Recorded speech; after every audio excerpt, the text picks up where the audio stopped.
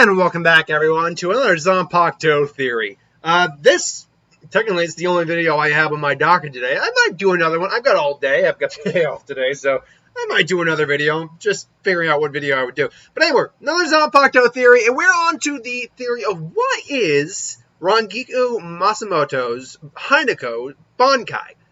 Now, this is probably going to be one of the most simplistic theories I have, because most people kind of have, when looking up the theories people have for her Bankai, it's pretty much all the same kind of thing.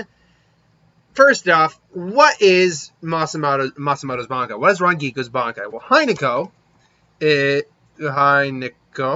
we go. Haineko is it's kind of hard to say if it's a keto type Zanpakuto. Even though it's,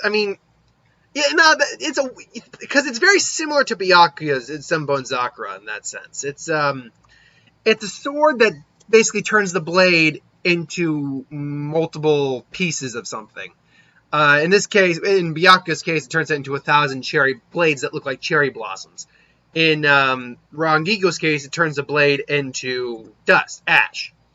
And in many ways, that actually makes hers more effective than his, because she has more pieces of blade than he does, hypothetically speaking. Because, how many pieces of ash can you make out of one blade? Who knows? In fact, I'll even argue that I think hers has more versatility than his does, at least in Shikai. And I say that because you only get 1,000 blades, at least initially. I think he learned to upgrade it past that point when he went in the final arc. You only get 1,000 blades, and with Zenbon-Zakura, because again, I'm even looking at it right here. Similar principle to Zenbon-Zakura. So there's multiple things you can do. You can use it for defensive purposes. You can use it for offensive purposes. You can attack multiple opponents, but you can do all of that with her ability as well. In fact, you actually have more from what we even see, like in her fight with the Frazione. She actually can create a much larger amount of her dust, of her ash, than Byakuya does with his Zenbon-Zakura. So, in theory, if these two characters were on an even playing field in terms of their power and experience, I'd actually argue her Haineko would be the more powerful Zanpakuto, at least in Shikai. The ash surrounding her opponent might as well be a sword. With a simple hand gesture, she can control it as though it goes wherever she wants. Though it takes the form, it looks like scatter ash, each particle is a teeny blade. She controls the ash to the attack from any direction as soon as it moves from the hill, ultimately enveloping an opponent, tearing him away. The main attack strength of Haineko comes from how much ash makes contact. That's why it clumps together. That, I think, is where, admittedly, Byakuya's Zanpakuto has an edge, because you just need to be hit by a single blade, and it's a simple blade. The more ash is in contact with the body, the more it's going to hurt. I don't know for certain if she needs to actually move. We've seen at points where she has to swipe to use the effect of the blade to cut, but I don't know. It's a little difficult to pinpoint, but either way, Haineko means ash cat. That's what it means. GROWL, and it creates that. Now, as far as we know, by the 10-year time skip, she has not learned Bankai, but she was trying to learn it at one point. So she might have learned it by the time the 10-year the 10-year time skip takes place at the end of the series. She might have learned it. Who knows? But what is her Bankai? Well, for me, it's pretty obvious, or it's, at least in my opinion, it's pretty obvious. It's a giant ash cloud. She probably makes an even bigger ash cloud. Or, it's one of three things, I think. It's a giant ash cloud, an even bigger ash cloud. She's basically like a giant sandstorm. Which would make sense, very similar to, because, again, it's very similar to Byakuya's Zenbon-Zakura. So, Zenbon-Zakura makes 1,000,000 blades. She would make a much bigger ash cut. Obviously, makes sense. Kageyoshi, Zenbon-Zakura Kageyoshi.